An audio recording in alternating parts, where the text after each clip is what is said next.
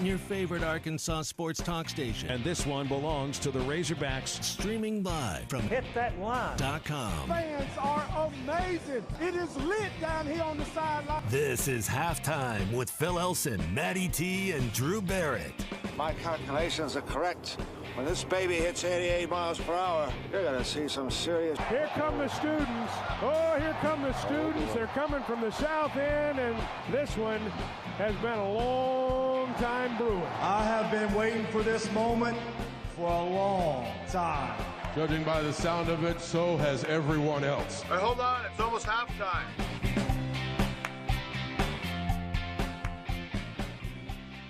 Hey, how's everybody doing? Welcome into a Monday edition of Halftime. Phil Elson, Matty T, Drew Barrett. I am in Hoover, Alabama. SEC baseball tournament gets underway tomorrow. Drew and Matty are holding down the fort at the headquarters of ESPN Arkansas. And let's see here. There are a couple directions we could go here because you got two bat and ball teams that are playing postseason ball right now. One of them is doing incredibly well, is playing in a super regional at home against an absolute arch rival. I don't know if softball necessarily views Texas as an arch rival, but Arkansas and everything around the Razorbacks and everything that has to do with Razorback athletics certainly does despise everything that is University of Texas. I don't know if these programs played before, back when the rivalry really grew, but you can certainly buy into it. Oh, I'm sure they hate each other. If there was an underwater basking weaving team at Arkansas, they would hate Texas. Yes. So there's that. And that's exciting. I mean, the regional over this last weekend in Fayetteville, and I was able to get my eyes on a couple of those games. Lots of fun. The team is so much fun to watch. They do a lot of the things that the good Arkansas baseball teams have done, which is kind of put up a crooked inning on you when you're not ready for it and salt the game away. So there's that. And then there's the other bat and ball sport, which is not going so well, which would be baseball. And you got a team that's kind of fading towards the end of the season here. I remember going into the weekend, guys. I don't know if it was on Friday, because we did a show Friday after the Thursday game, or on whether I had said it going into the series. Like, I don't view teams that lose to Alabama in baseball necessarily as like contenders to go to the College World Series on a very routine basis. And then and it's not even just a matter of losing games. It's the way those games were lost also that kind of has me really dug it in there, just shaking a little bit as to what's going to happen in these next couple of weeks for Arkansas baseball. And whatever you see in this next week, of course, people will always, guys, just like take it with a grain of salt, right? It's the SEC tournament, whatever, who cares? This doesn't matter, this and that. For me, this week matters for this team, just in the ability to try to stop the slide and start doing some things that are the hallmarks of winning baseball teams, which first and foremost right now is starting pitching. All right, I've laid it out there for you. Which direction do you want to go on this Monday? Do you want to start with a thumbs up, or do you want to start with a thumbs down? Well, let's get the negativity out of the way first, because that way it's not always in the back of our minds throughout the show where we've got to eventually address it. Let's just go ahead and get it out there, get through it, and then we'll be happy like we normally are on Monday. And watching and listening to you this weekend, especially on Saturday, you're really upbeat to start Saturday.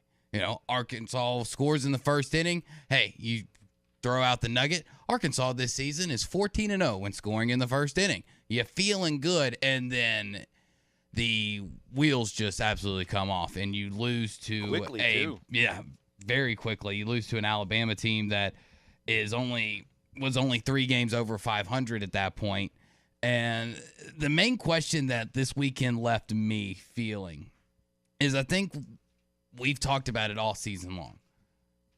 And we've said, and it's been a way to kind of counteract the negativity that's been around this team, because they are a top 10 program. They've been in the top 10 all season long. We've said it multiple times. We've said we can all agree this team hasn't played its best ball. And I think after what we saw on Saturday and on the weekend in Tuscaloosa, maybe we have. and maybe their best just isn't good enough. I mean, is that a possibility now? That could be, because here's what I've seen in the last 5-6 weeks. I've seen an offense that's actually done a little bit better, I think, than in the first half of the season, but it hasn't been enough. Mm-hmm. You know, what is the hallmark of a team that's stable in baseball? And this was what was the first thing you thought about with this team for the first 5-6 weeks of the SEC season. The spine of a baseball team is the starting pitching rotation, or at least pitching, how you cover your innings. And last year you had a pitcher that covered up the deficiencies of a starting rotation with a Superman season in Kevin Kopps. This year, for the first, let's say, and I'm throwing a number out there, just guessing it, but like 9 weeks, for the first 9 weeks of the season, you didn't have to worry about a Superman because you had what felt like a pitching staff, like a staff of starters that were routinely giving you 6-7 innings a start. And so there wasn't a lot of pressure on the bullpen. They didn't have to cover 5-6 innings per game. And at that point of the season, like 5-6 runs was enough for a win. And that's all it's about. It's a matter of a win. People would point out, oh, they're not scoring enough runs. You know, they're leaving too many guys on base and everything. We took the starting pitching for granted because what's happened in the last 17 games is a regression. Pitching's fallen off, yeah. Well, and it's not Charters. It's all of them. It's all three of them. Connor Noland has become average. You know, I don't know if Connor necessarily had like the Friday stuff necessarily, but he was pitching like a Friday starter. I mean, he was keeping guys off balance. He was able to put guys away with a curveball and spotted that fastball to get enough ground balls when he needed them, which turned into outs. That hasn't been happening of late. He's had a lot of the strike zone, and batters have caught up, I think, to some of his tendencies. As far as Hagen Smith is concerned, like I think Hagen is tired now. I think he's at the point where the velocity is down because he hasn't had this many stressful innings in his life. And I think with Hagen, it's just a matter of you know, maybe, I don't know if it's like his body isn't giving up or anything like that. I mean, he's out there trying, but I don't think he can maintain the velocity that we saw him maintain for a while. And Jackson Wiggins, like, I don't know what to make of it. He wilted on Saturday. And I've seen the guy go out and make the most of his stuff. He has absolutely the best stuff on the team. He has some of the best stuff in velocity and breaking stuff in the entire SEC, but he's not able to put it together. And look, I understand learning how to harness the energy from a God-given talent like a lightning right arm like that is incredibly difficult to do. And being the Sunday starter for a team that routinely plays so many important Sunday games, I mean, a game that decides what the weekend was, if it was a win or a losing weekend. And he just hasn't been up to the assignment more often than not of late. And it happens very quickly sometimes, you know, and it makes you wonder about somebody's ability to compete when the moment that there's a little bit of pushback from the opponent, you know, or something doesn't quite go his way, like the bottom just falls out. And that's what happened in the second inning on Saturday. I mean, I don't know how you can explain, you know, a leadoff walk and then, you know, a couple of base hits had a chance to put a guy away, a run-scoring wild pitch, a 4-pitch error, and then the bunt that he throws away, and it wasn't even a play that he should have tried to make. So, you know, and then there's the numbers that go into this. In the last 17 games, the starting rotation has a 1-7 record. I don't want to discount pitching wins and losses in this case because that means something. The starting rotation in the last 17 games, a 1-7 record with an ERA near 6.5. It's tough to win games when your starting pitching is struggling that badly because what happens at that point? There's more pressure on your relievers. You're constantly playing from behind. A team that where 5, 6, 7 runs was enough previously, it's not always enough anymore, and it changes things. So I'm not going to put it all on the lineup. It's not on the offense. Actually, they've been swinging the bat better, I think, than some of it have thought. Fielding is broken down just a little bit here and there. That's also to starting pitching. When a team is struggling as badly as Arkansas is right now, for me, at least for this team, it starts and ends with starting pitching. No, I think you're completely correct. It does. If you're not able to work ahead in counts and you're not able to get routine outs, ground balls, easy pop flies, and it creates so much pressure on the 7 guys behind you.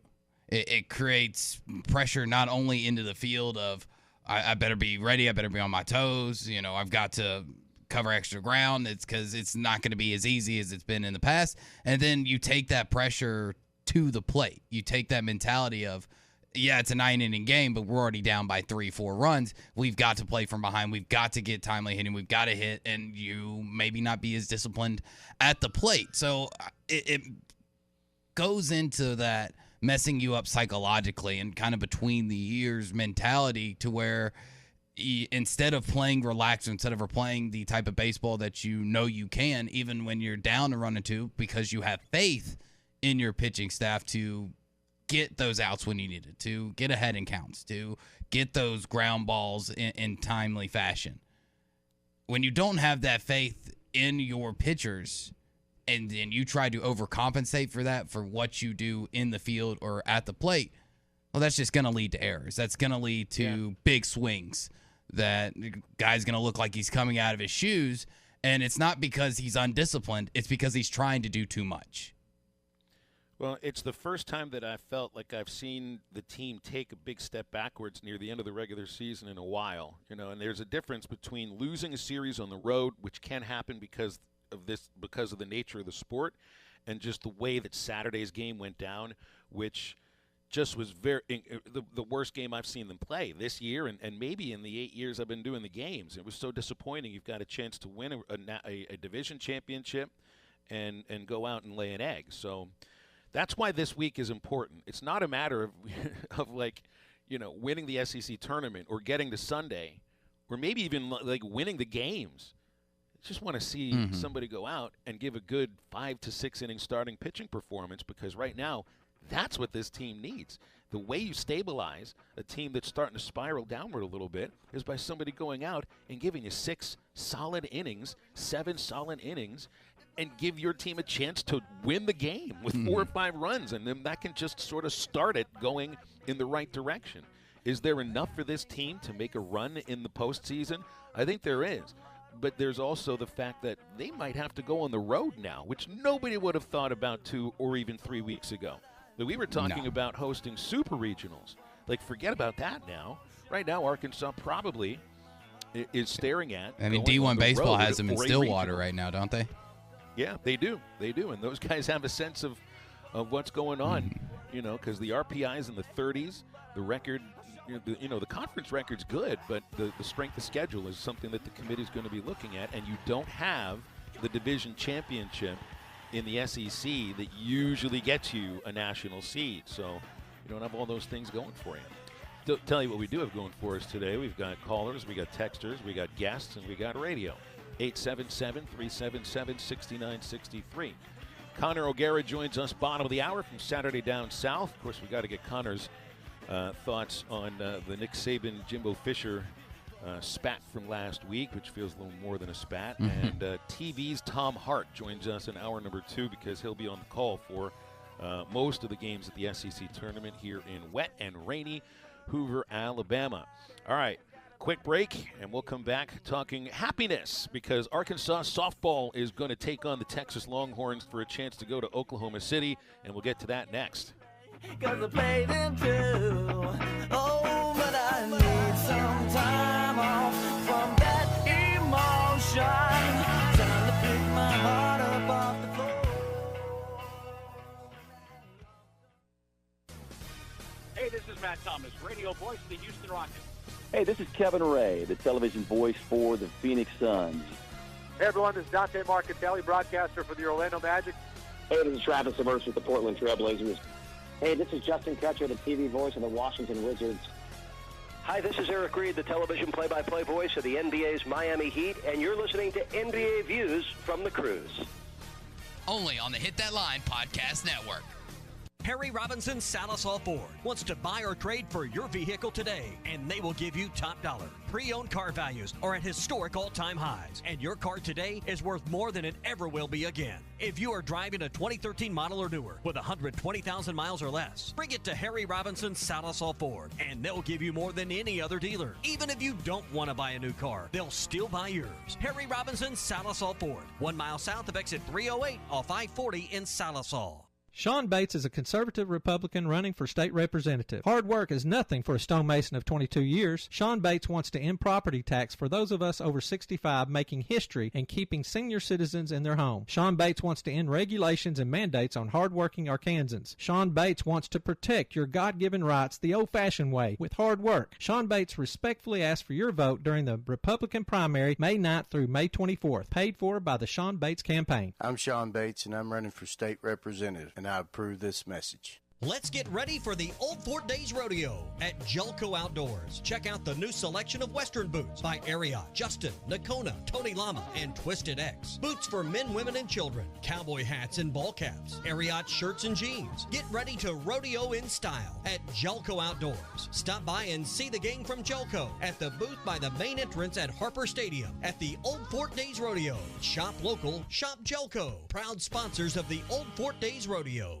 Was your roof damaged by recent storms? Don't fall victim to out-of-town contractors and fly-by-night repairmen. Trust the local roofing professionals at Able Roofing. Call their local number, 474-0006, for a free roof inspection. Never trust something as important as the roofing system on your home to a storm chaser. Able Roofing, 474-0006, will work with your insurance company. Call now for your free roof inspection, 474-0006. Able Roofing, the hometown roofers. Great people, great equipment, great opportunities. That is what you get at Patriot Transport, based in Centerville, Arkansas, with locations in Russellville and Van Buren, with regional OTR and local opportunities for qualified CDL drivers. Make up to $95,000 annually and be a part of a team that embraces the concept of family. Patriot Transport wants you to be successful on the road and at home, working with every driver to ensure they get the miles they want and the family time at home they strive for. Patriot Transport, more than trucking, it's family. Visit patriottransport.com to apply. Crush your hunger at TGI Fridays in Fort Smith with the new Chicken Slammers. TGI Fridays Chicken Slammers are chicken fingers tossed in our favorite sauces and tucked into a warm mini New England roll. Served with your favorite sides. Choose your flavor, Italian, buffalo, or whiskey glazed. And for dessert, try the new Peanut Butter Fudge Obsession. Oreo cookie crust, peanut butter fudge, and M&Ms topped with vanilla bean ice cream and more. And don't forget it's happy hour all day every day at your locally owned TGI Fridays in Fort Smith at I-540 and Rogers. Order online at Fridays.com.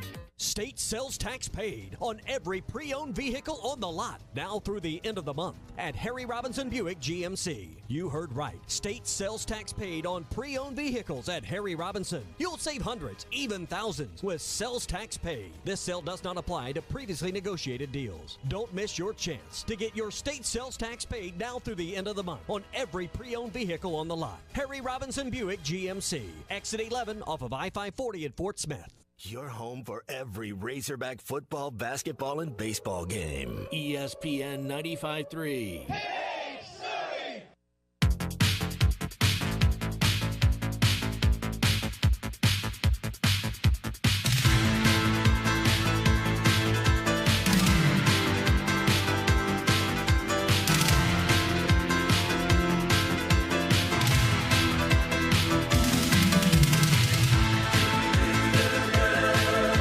Listening to Halftime with Phil Elson, Matty T, and Drew Barrett. Want to jump in the conversation with the guys? Call or text into Halftime at 877-377-6963.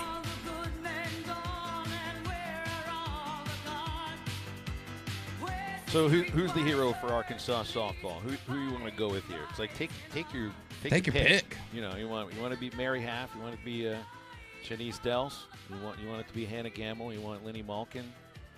I mean, you even got players that are stepping out of the blue and delivering 3-run doubles to put games away in a pinch. Rylan Hedgecock does it yesterday, and they 9-3 win. A lot of fun watching Arkansas softball go 3-0 in the regional. And for a moment there yesterday, I thought there was just they haven't been snake bit this year, but I don't know if you got a chance to see the play that Oregon I saw the play game in the bottom of the 4th inning. I saw the play. Crazy. And being a former softball SID where you're the official scorekeeper, of the game. I had nightmares about that last night. Like watching that, and I was like, oh no. Like whoever is having to put that, not just figure out how to score it, but then you have to put it into the Gamecast system, which isn't always the easiest thing to do, even though, like, you know, because everybody has a different shorthand. If you put it in your shorthand, it will come out completely different. And so you have to, like, use, you know, different commas, dashes, like, in between to try to show exactly. It's like a whole other language and hieroglyphics that you're putting in there. Oh, it gave me nightmares watching that, and I was like, oh, no, I feel so sorry for whoever's having to put that one in. Well, it's like the best way to describe that would be the Little League home run, right? It's a ball that barely made it out of the infield that everybody scores on because the ball got thrown around a little bit like a ping pong ball. But it was fluky, and then – well, because you've got starting pitching that kind of holds a team down even after a mistake like that, it gives them the opportunity to do what they do. I mean, what is a team that's built on the home run, that delivers on the home run more often than anything else? What do? Well, they put up big innings because chances are you got people on base when they hit those home runs. So let's see, 26 runs scored in the 3 games of the Fayetteville softball regional. 20 of those runs came in just 3 innings. He had an 8-run inning against Princeton and 2 6-run innings in the 2 games against Oregon. So they can just explode at a moment's notice. And the thing I love about it, Drew, is that this is the lineup that 1 through 9, or even off the bench, can really hurt you.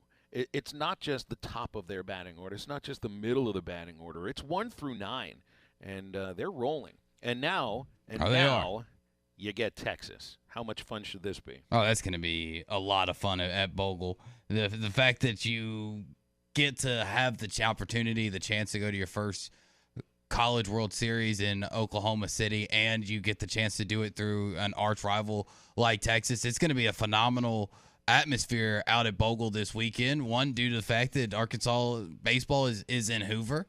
I think some people are a little disgusted coming off of Arkansas baseball's weekend in Alabama, so they're going to be looking for something to root for, something to grasp on.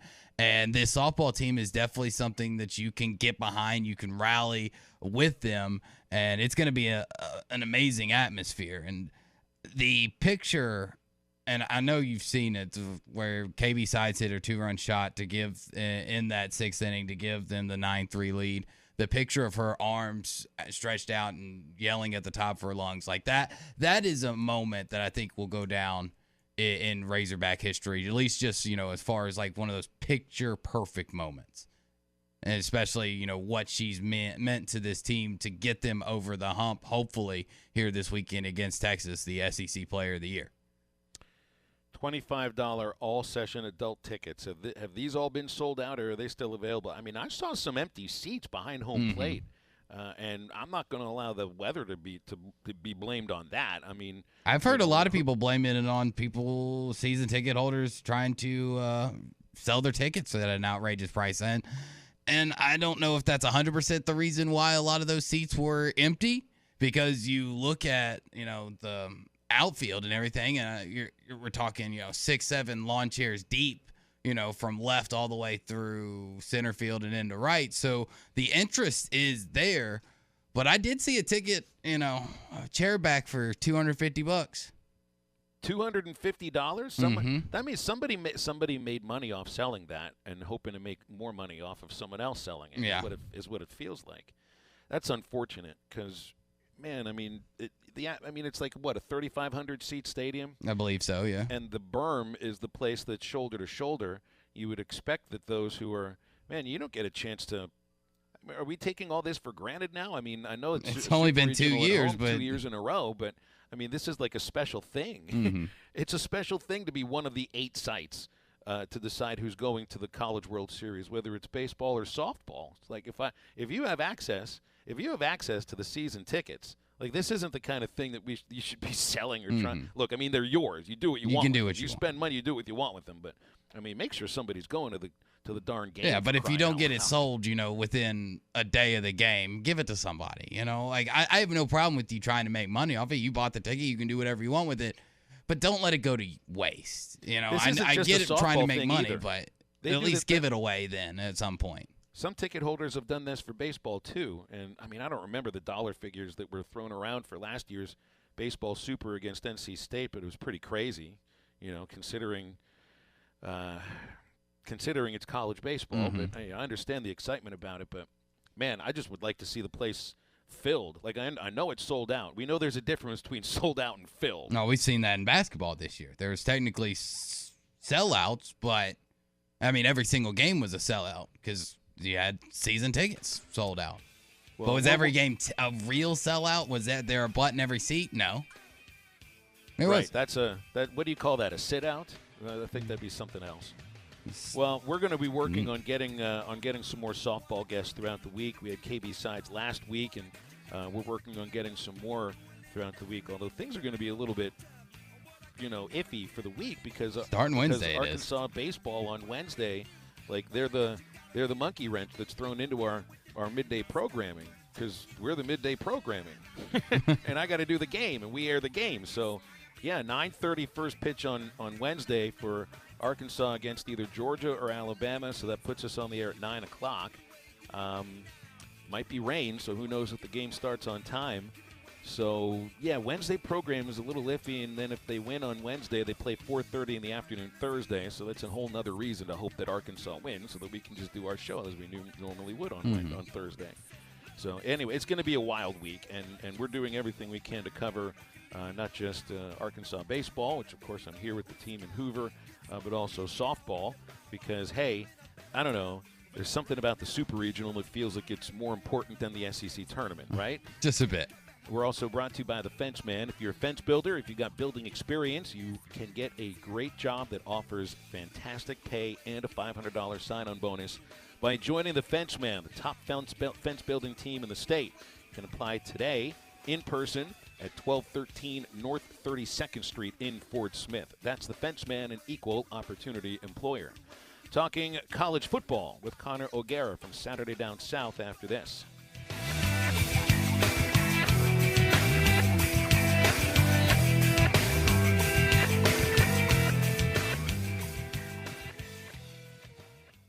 Mark Cuban, I know, but look, love him or hate him, he's a game changer. Take the Mavs, only 2 losing seasons, or him turning 10 grand into $5 billion. He sees ahead of the curve, literally a baller. So when he makes moves, you watch, and he's found a new market with a global value of $1.7 trillion. Here's the cool thing. The company you can trust when it comes to building quality fencing and gates is looking for quality people to join the Fence Man team. If you are a fence builder or have building or welding experience, apply in person at 1213 North 32nd Street in Fort Smith. The Fence Man offers great pay and a $500 sign-on bonus. Join the top fence building team and get a $500 sign-on bonus. The Fence Man. Apply today in person at 1213 North 32nd Street in Fort Smith. The Fence Man is an equal opportunity employer. Now that's a dandy white perch. Big old slab. C'est bon, Sakhalin. One beautiful crappie. It's a paper mouth. Some serious crappie. Nice speck. We got crappies. They might go by different names, but all prefer the same thing. Bobby Garland, America's favorite white perch, slab, sockeye, papermouth, crappie, speck, crappie baits. I call it dinner. Jason Aldean says there's only 2 means of salvation around here that seem to work: whiskey or the Bible, shot glass or revival. He doesn't want to be stuck in these 2 ruts. He needs something in between to fulfill his dreams. Hebrews 7:25 says, Jesus is able to save completely those who draw near to God through him. Don't trust your spiritual strut or placing your butt in a church pew or bar stool, because all 3 will lie to you. I'm Pastor Heath from Woodland. Think about it. Our partners at BetOnline continue to be the #1 source for all your betting needs and sports info. Find all the latest sports developments, including updated odds on the NBA playoffs, fights, and even next season's futures. And don't forget that the MLB is back as well. Who are you picking to win the World Series? BetOnline is your continued source for all your sports wagering needs, including live betting and your favorite Vegas casino and poker games. It's super easy to get started, so head to the website today or use your mobile device to join and use our promo code BELIEVE, that's BLEAV, to receive your 50% welcome bonus on your first deposit. Bet online, where the game starts. Dent Source, the leader in auto hail repair for over 20 years. Our certified technicians service all vehicles and offer a lifetime warranty. Dent Source will keep you on the road with a courtesy vehicle and offer free pickup and delivery. Dent Source, now open in Fort Smith. The Fence Man, the company you can trust when it comes to building quality fencing and gates, is looking for quality people to join the Fence Man team. If you are a fence builder or have building or welding experience, apply in person at 1213 North 32nd Street in Fort Smith. The Fence Man offers great pay and a $500 sign-on bonus. Join the top fence building team and get a $500 sign-on bonus. The Fence Man. Apply today in person at 1213 North 32nd Street in Fort Smith. The Fence Man is an equal opportunity employer. Now that's a dandy white perch. Big old slab. C'est bon, sacalé. One beautiful crappie. It's a paper mouse. Some serious crappie. Nice speck. We got crappie. They might go by different names, but all prefer the same thing. Bobby Garland, America's favorite white perch, slab, sockeye, papermouth, crappie, speck, crappie baits. I call it dinner. Jason Aldean says there's only two means of salvation around here that seem to work: whiskey or the Bible, shot glass or revival. He doesn't want to be stuck in these two ruts. He needs something in between to fulfill his dreams. 95.3.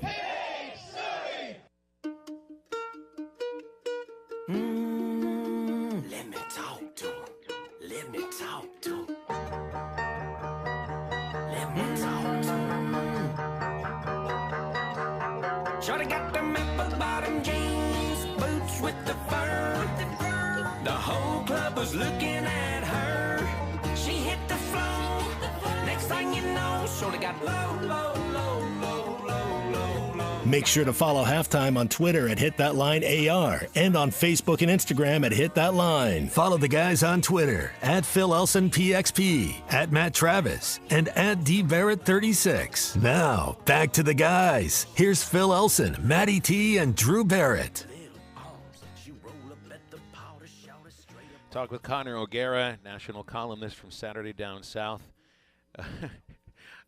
I'm laughing a little bit here at your new award that you've written about, Connor, because I thought every football award had to have some like old school player attached to it. You know, Maxwell. We've got you got the Heisman, of course. I mean, take your pick. It's always attached to somebody that played the game years and years and years ago. So why would you create an inaugural Football Player of the Year award and not at least call it the O'Gara? You know, as you say that makes me feel like an opportunity was missed, Phil, and I need to maybe go back into the drafts and edit that one in. Look, the word of the week is narcissist, and I didn't want to come off as that. So, look, we're trying to be humble here because that's what an FBP is, football player, right? This is this concept that we saw last year with Keaton Thompson kind of played out, the Virginia star, the former Mississippi State quarterback, who had this season wearing number 99, in which he was listed on the depth chart as football player. I have already pitched the idea to Shane Beamer to put DK Joyner and Jaheim Bell on the depth chart listed as football player, because it's for these guys who are positionless. And I know that we come up with the Paul Hornung Award as the most versatile player in college football. That award is not about that. It's not about the most versatile player. It's play receiver, play running back, and then maybe you also return kicks. To me, like those skill sets are pretty synonymous with one another. Mm-hmm. It's totally different to throw Keaton Thompson out there and say, hey, we're going to line you up in the backfield and you can throw a pass for us, you can catch a pass out of the backfield, or you can carry the ball as a running back and do all those different things. So to me, I feel like this award was needed. There's a lot. It's not just an offensive side of the ball thing as well. Antonio Johnson, the great defensive player on Texas A&M, is also a guy who needs to be listed for this. And then I went to the depths of East Carolina to list Jeremy Lewis, a guy who plays in coverage a lot as an outside linebacker. So I just think that a new award was needed. And if this gets momentum, I'll be very excited, and I will definitely not put my last name in the middle of it. Well, Connor, we always see the word athlete during recruiting talk about somebody that they're not sure where they're going to play, and they just know this kid's an amazing athlete. In baseball, the word is utility player. Nobody ever calls anyone a utility player in football. I guess that's not a term they want to use. You always have to have a position attached to you when really what you're talking about are guys that can do multiple things. And you got Malik Hornsby on this list here, and we expect to see Malik Hornsby do a lot offensively for this team. So think about this, guys. And I know, look, if we're just looking at snap count last year, not really favorable for Malik Hornsby to be even on the watch list for the FBP of the year. 80 snaps at quarterback, 1 at slot receiver. All right, that's not really doing a whole lot to help your case for FBP. But think about this. There is a world in which his role expands to the level where we could see him in the course of a game throwing multiple passes, catching multiple passes, and carrying the ball as essentially, more like a wildcat quarterback. That's what he has kind of been in that role more so, and what they could be using him if they bring him in late in some of these games, which I've advocated for that throughout the offseason, and what I'd like to see his role develop into. I think that you're talking about somebody who fits that description of just unbelievable athlete that they want to be able to get on the field. KJ Jefferson said earlier in the offseason, they call him Tyreek Hill. Like he's got speed. Everybody knows that, who has watched him take a snap at Arkansas. And now the task for Kendall Briles is being able to figure out these different ways to get him involved in the offense. List him as football player on your depth chart. Watch him do a bunch of different things for you. Watch him make plays in the open field and use that speed, get the ball in his hands in a variety of ways, even if that means running the jet sweeps for him. You get the end arounds going, whatever that may be. I think Arkansas fans want to see Malik Hornsby develop into a legitimate FBP of the year candidate. Do you think you see some of this stuff, incredibly early, like first drive of the season against Cincinnati, just to start getting it in opponents' minds? Like we've got this Swiss Army knife over here. You don't have any idea what he might do at any time. Sure, we're going to show you some of the plays we'll run with him, but he still might be a decoy when he's on the field. Do you expect to see this immediately once the season begins? I would hope so. I don't know that it'll be like opening drive type of stuff, but even if your entire objective is to be able to throw them out there and force the defense into a panic or get them to call a timeout or something, that has value in it. And it's not just that he's going to be used as a decoy or something like that, or we could see these formations where he's taking the snap under center and they have KJ lined up on the outside. That wouldn't be a surprise to see that play out at all. But I think that there needs to be a lot shown with him, because preparing for that is different, right? Like all the different ways in which you have to prepare for this Arkansas backfield is that's got to be frustrating for a defensive coordinator, right? I mean, all the different things that they can throw at you with Dominique Johnson kind of operating as more of this power back, and we know that A.J. Green has this electric speed, Rocket Sanders a little bit of both, and then KJ's got that power. Like preparing for all these different things, then you're like, oh, and they've also got this guy Malik Hornsby who could just get carries as a receiver, as a running back, as a quarterback, whatever, and we got to prepare for that too. This guy that they call Tyreek Hill, that just seems terrible to have to deal with. And I think Kendall Briles would be more than willing to show a variety of looks for Malik early on in the season. Mm-hmm. Now, Connor, this happened last week, but we obviously happened Wednesday night and into Thursdays, and we talked to you on Monday. So I do want to get your opinion about Jimbo versus Saban. And even if you have a comment about the side story of Deion, which isn't the main story, I mean, it's all about Jimbo and Saban. What were your thoughts on the initial remarks by Saban and then Jimbo's surprise press conference to say despicable 30,000 times? Yeah, look, I didn't necessarily think it was one of those cases where everything that came out of Nick Saban's mouth or everything that came out of Jimbo Fisher's mouth was factually correct. It was surprising to see Saban run with rumors like that in that setting and be so loose trying to make his argument. His argument was for actually the same thing that Jimbo Fisher is advocating for, which is federal regulation with NIL. Having some sort of regulation, maybe it's at the federal level, maybe it's at the NCAA level, but having some sort of actual guidelines with enforcement and things that they can take moving forward so that we can't just call people out for it and then say, oh, well, I didn't say you were cheating. They want regulation. Now, the interesting thing is seeing Saban kind of have to back off of what he says for singling out Texas A&M. I mean, we saw the apology after Jimbo gets up to the podium. He looks like he's done 90 minutes on the elliptical, just out of breath and ready to go. I mean, his guns were blazing. He came into that thing hot. You can only imagine what he was saying, without a microphone in front of him. And I thought, if you're an A&M fan, that's exactly what you want to see out of Jimbo Fisher. It's still odd that we're living in this world where NIL is in its infancy and we are still so unsure of how to talk about it and why it's considered so taboo for these coaches to say, yeah, a player came to my school because of NIL. They're still not sure how to do that because it goes against everything they've built themselves up to be from a recruiting standpoint. So there are a lot of different things involved with this and a lot of different layers, and then the Deion layer, which I thought that was just Saban being way too loose. 5 days earlier, he's talking about the parity in college football, and then he's saying one of the big issues in college football is that Jackson State and HBCU is coming out, and he has no facts whatsoever to prove that Travis Hunter got $1 million to go there. He's coming out and saying that. To me, that's he was all over the place with some of this stuff, and I thought that was the most surprising thing. And with that, NIL and the transfer portal, it's been rumored that it's been the reason why so many guys in college basketball have decided to hang up the whistle. It's been rumored that's why Coach K, Roy, and Jay Wright all hung it up because they just didn't want to have to deal with this. Is it starting to look that the pressure of portal, of NIL, of where college football is heading, is it starting to get to Nick Saban? I think there are elements that he doesn't really want this to be the future in that sort of way. I mean, Saban is the person who recruited the number one class in the country 8 of 10 seasons during the 2010s. This is somebody who has dominated the sport in a way that we've never seen anybody, especially in the modern era. And so for him to all of a sudden have this reality in which a 17, and again, this is through his eyes, where a 17-year-old kid can come into his office and, he can make his usual pitch. He can talk about the $1 billion of earnings that his players have had at the NFL level since 2010. And he can say all these different things, point to all these championship rings.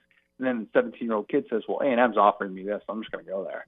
Like, that's a tough pill in his eyes. Again, this is according to him, that he has to swallow. So I think he is at least frustrated with the way that things are trending, but at the same time, nobody has been better at adapting or dying than Nick Saban. And if he wants to adapt and adapt in this world and not die, he'll adapt. But there is probably a world in which Nick Saban could walk off with a national championship this year and just ride off into the sunset and say, you know what, maybe this isn't for me anymore. I still think that he's probably going to be able to find a way because that's just what Nick Saban has always done. But this does at least feel different than adjusting to the hurry-up offense or whatnot. This is a more systemic issue. So much of what Coach Saban was talking about in that 7-minute, and it wasn't a rant. It was just an answer. I saw people use the word rant, and I'm like, this was actually a pretty, pretty calm. Ranting, to me, you get out of control. We've seen Nick Saban rant before on television. That was not a rant. It felt almost like I wanted to look back and see how many years in the last, 10, 11 years, has Alabama, A, not won the national title, B, not signed the top class in the country in the same year. Probably hasn't happened very often. And I don't know if this has much to do with it or not. It also felt like a coach that, look, there aren't guidelines from the NCAA, and it's too difficult to keep up on all the state laws and what works in what state and what doesn't work in other states. It felt like a coach that, without these guidelines, said, all right, well, we're going to have a collective. We're going to do it this way. Yet another coach with a different setup that did it a totally different way might have taken advantage of the fact that there were no guidelines or rules set forth, and he signed a better class. and Nick Saban's like, well, all right, I did it the right way. The right way was his way. Jimbo Fisher did a different way, signed a better class. It felt like lashing out from that. Let's also remember, too, I mean, the NCAA has rules, but there's no point in having rules if you're not willing to enforce them. I mean, that's part of the problem here, and that's why Nick Saban is frustrated. You bring up the point about not having a number one class, not winning a national championship. Let's also not forget that this past year, that came at the hands of two of his former assistants.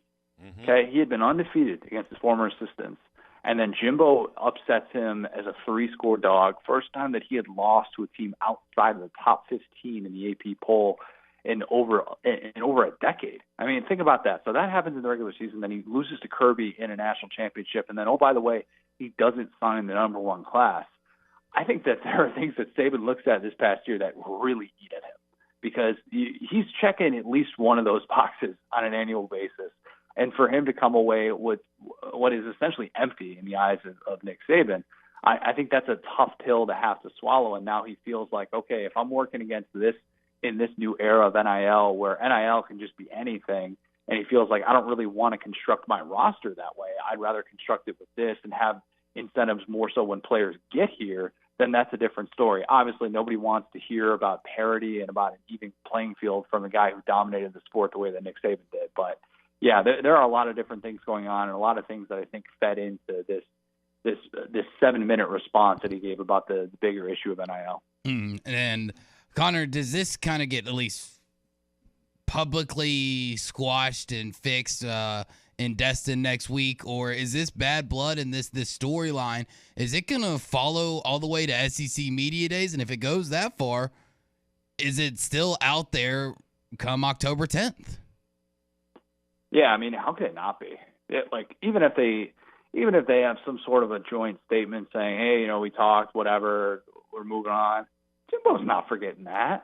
And there's no way that Jimbo is just going to let that slide and let bygones be bygones. Saban apparently tried to call him, and Jimbo's like, yeah, I didn't answer. We're done with that. We're, that's different. And I saw the tweet thread that Ryan Fowler had about how Jimbo waited after Saban won a national championship, and he waited an hour, and they've always gotten along, and he didn't really have these pent up things about him. But I think it's just different when you attack your program. I think that it takes a relationship to a different place. It's almost like, if you have a relationship with a friend and then they kind of cross the line with something they're saying about your family or something, that's the way that Jimbo came across with this response that he had, where he's not letting anything, he's not letting any stone go unturned. He's not worried about being politically correct or anything like that. He's not worried about what that halftime or what that midfield handshake is going to look like. So I think that feeds into all this, and I think that's why this is going to continue. When those two teams meet, man, it's going to be must-see TV, and quite frankly, I think the SEC kind of needs this. Last thing here, and we'll keep it quick, Connor. I'm really bummed out that Indiana and Iowa aren't on the football schedule for this next year, because I really would like to give those two football teams a chance to outscore the baseball teams from last weekend. Did you see that? Iowa beat Indiana 30-14 in a baseball game. That's more points than those teams scored in football when they met in Week 1 last year. Yeah, my wife told me the other day, she's like, did you see Indiana and Iowa played in a 30-16 game? I'm like, baseball? I was like, what are we talking about here? I was trying to think of all the different sports. That would have made more sense in lacrosse, I think, than baseball. Wasn't able to catch that. Look, I've already accepted that in the I'm a fair weather Indiana baseball fan. My Indiana baseball fandom peaked when I got to watch that team with Kyle Schwarber play in the College World Series in Omaha, which was almost 10 years ago. It's kind of crazy to think about. But look, hey, if they can get out there and start scoring some points for the Indiana football team, I think it would be a pleasant sight after the way that things went last year and how poor their offensive prospects look. Connor, we're going to run. Appreciate you, man. Thanks as always. Anytime, guys. Appreciate it. Appreciate it, Connor. You got it. Connor O'Gara from Saturday Down South. I've done some baseball broadcasts at football stadiums where there were still the field goal posts out there. Butte, Montana was one of them. But it didn't count for 3 points when they hit the ball through the uprights. It didn't count for 7 points when the ball landed in the end zone. Maybe that's what they did with the Indiana-Iowa baseball game. Has to be. Or at least have a 6-hour game. Ball lands in the end zone, 7 points. It's the only way I could figure you get to 30. But, Well, at least 6 points. I mean, we don't know if he's going to make the extra point. It's a good point. It's a very good point. How do you do an extra point in baseball? I don't think you can. A bunting contest. Yeah. 877-377-6963 to get with us on halftime. Tom Hart joins us in hour number 2, and we'll come right back to wrap up the first hour.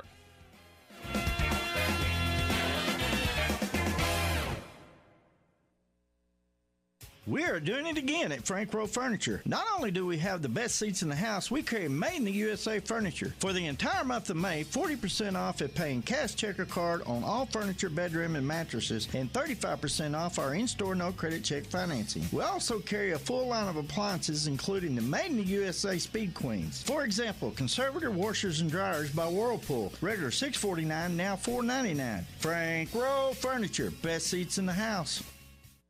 When you want beer, you go to a bar. When you want top-shelf spirits, wines, handcrafted cocktails, and cigars, in an atmosphere benefiting a destination, you go to 906 Cocktail and Cigar Lounge. Try our new menu items including fish and chips, classic club sandwiches, Caesar and Cobb salads, or stick to your favorites, dine in or carry out. Enjoy our state-of-the-art air filtration system. 906 Cocktail and Cigar Lounge, defining nightlife in downtown Fort Smith. Doors open at 4 Tuesday through Saturday. Have a loan with a variable or balloon interest rate and worried about your cost rising? Interest rates are rising and you may have a problem. Farm Credit can fix that. Talk to Farm Credit about locking in a long-term fixed rate for the life of your loan. Farm Credit's long-term fixed rates offer peace of mind in changing economic times. We're offering the longest terms in the ag industry. Talk to Farm Credit today. Find an office near you at myaglender.com. Equal housing lender.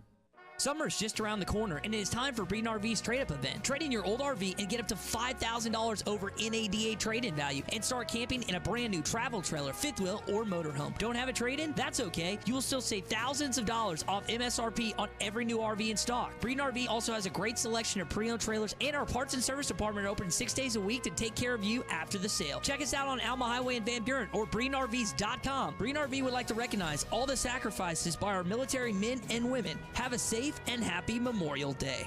Invest in your family this summer with Burton Pools and Spas during the annual Doughboy Pools Super Sales Event. It's going on right now. Hi, Tommy Kraft here for Burton Pools and Spas. It's not too late to enjoy swimming in your backyard with your family this summer, and a Doughboy above ground pool is the way to go. Listen to these savings. Get up to $2,000 off on Doughboy semi-in-ground pools, up to $1,200 off on Doughboy above ground pools. And when you buy a Doughboy pool right now, get 4 free passes to Parrot Island Water Park with any pool purchase to enjoy while your pool is being installed. Hurry, supplies are limited on the passes. It's not too late to swim this summer. All of this is going on right now during the annual Doughboy Pools Super Sales Event. Burton Pools and Spas in Springdale and in Fort Smith, and always online at burtonpools.com. Burton Pools and Spas, where you can get your feet wet without getting in over your head.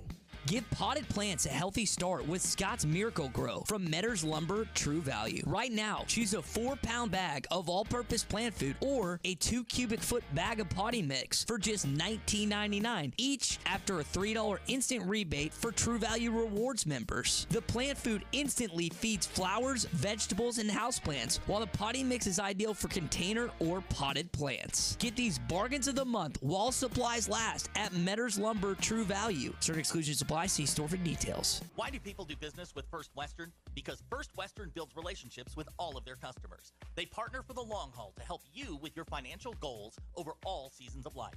First Western is prompt, responsive, and they deliver with quick answers and on-time loan closings. When is the last time your banker called you? If you are looking for a high level of service and a financial partner who will listen and respond, try First Western. For more information, visit them online at firstwestern.com. Member FDIC, Equal Housing Lender. Your home for every Razorback football, basketball, and baseball game. ESPN 95.3.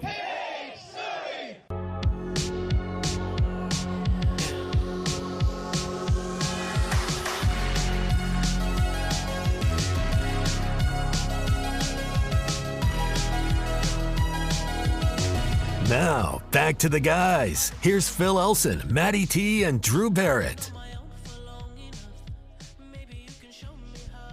Hey, don't forget Joe's Grilling Cantina, our favorite place in Fort Smith, closed every Monday throughout the summer. They'll be reopening on Mondays and on Sundays once you get past the summertime. And summer is here because it's the last week of school.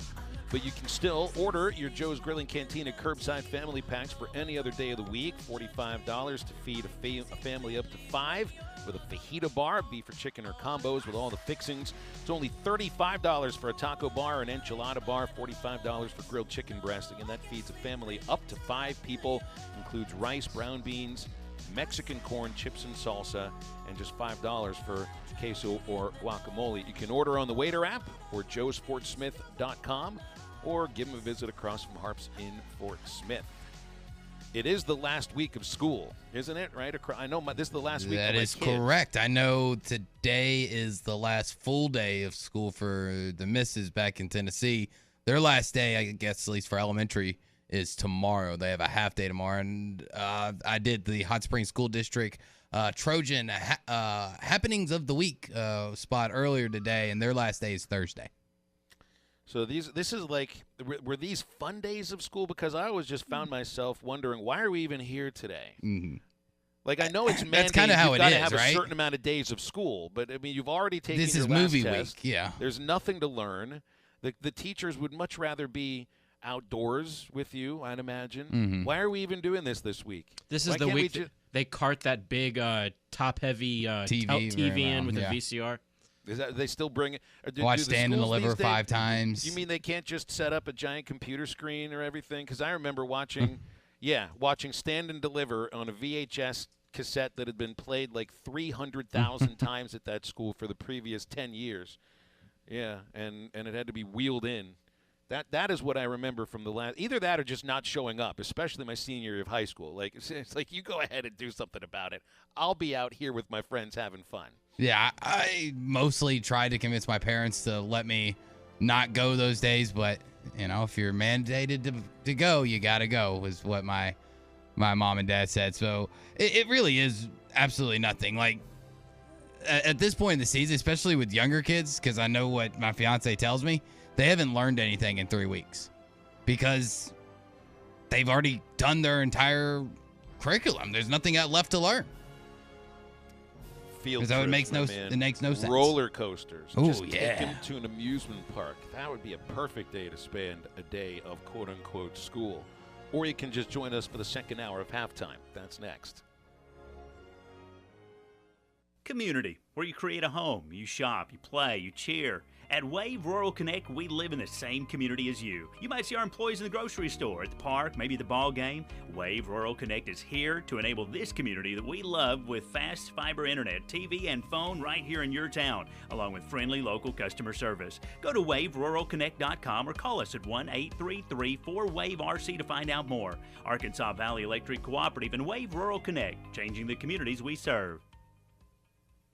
Michelob Ultra Organic Seltzer opens like every other seltzer, pours like every other seltzer, but it's not like every other seltzer.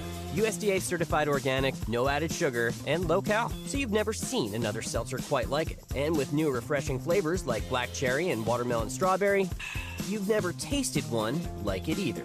Michelob Ultra Organic Seltzer, as real as it tastes. Enjoy responsibly, not a low-calorie food. Anheuser-Busch Michelob Ultra Organic Seltzer, IRC Beer, St. Louis, Missouri. Riley Farm Dental, at the entrance to Riley Farms, provides every type of dental care and procedures for you and your family. From general dentistry, braces, implants, and cosmetics, Dr. Bo Sparkman and Dr. Brogan give all of their patients better lives with a better smile, more confidence, and a comfortable experience every time. Riley Farm Dental, 5901 Riley Park Drive, Suite A, at the entrance to Riley Farms.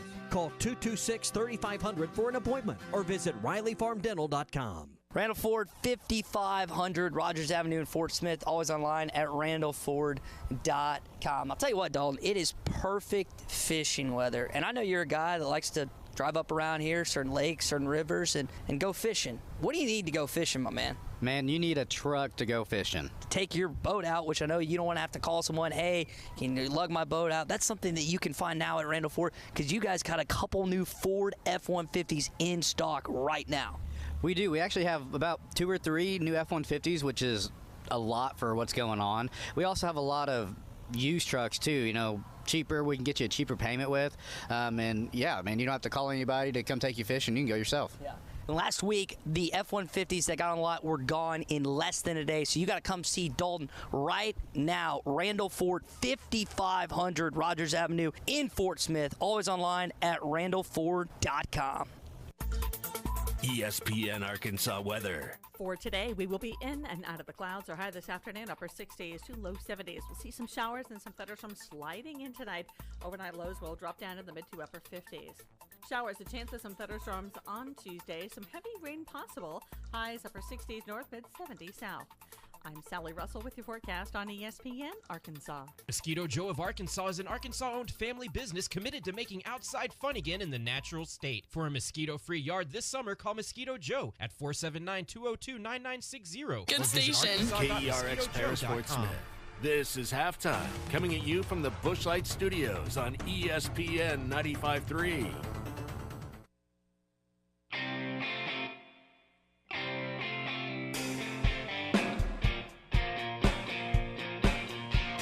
Live from the Bushlight Studios. I love Arkansas. I love everything here. Give me that thing here. Woo! On your favorite Arkansas sports talk station. And this one belongs to the Razorbacks. Streaming live from hitthatline.com. Fans are amazing. It is lit down here on the sideline. This is Halftime with Phil Elson, Matty T, and Drew Barrett. My calculations are correct. When this baby hits 88 miles per hour, you're going to see some serious... Here come the students. Oh, here come the students. They're coming from the south end, and this one has been a long time brewing. I have been waiting for this moment for a long time. Judging by the sound of it, so has everyone else. Hey, hold on. It's almost halftime.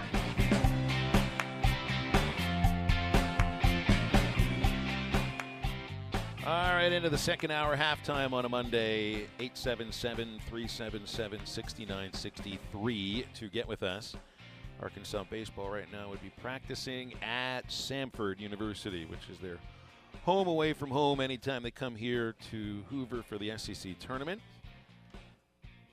And, well, there are a couple of Samford players that play for Auburn now. Yeah, that transferred over, including the big first baseman, DeShara, the guy that waddles like a penguin but has that has numbers like Babe Ruth. He was over at Samford, too. He looks weird, but boy, can that guy hit. Yeah, he's got a good idea of the strike zone, too. Yeah, rough weekend against Alabama, no doubt. Arkansas softball. Does the softball team making the Super Regional and hosting Texas help at least salve the disappointment that I know you're feeling about Arkansas baseball right now? Because in back-to-back weeks, you've now lost a home series for the first time since 2019 and then lost a series to Alabama for the first time since 2016. And that 2016 team didn't even make Hoover. That was a very bad team. Of course, that was the core. The guys on that team were the core of what almost won a national championship 2 years later. So they took their lumps and learned from it. Also, just the second series loss since to Alabama in the last 10 series with the Crimson Tide. And I can't, I got to eat my words going into the weekend, guys. I mean, you heard me say it. Good teams don't lose to Alabama. Now, Alabama does. This is crazy. I mean, this tells you really about the game more than anything else. Alabama beat A&M this year 2 out of 3. And they beat Arkansas 2 out of 3. They stole one from Tennessee.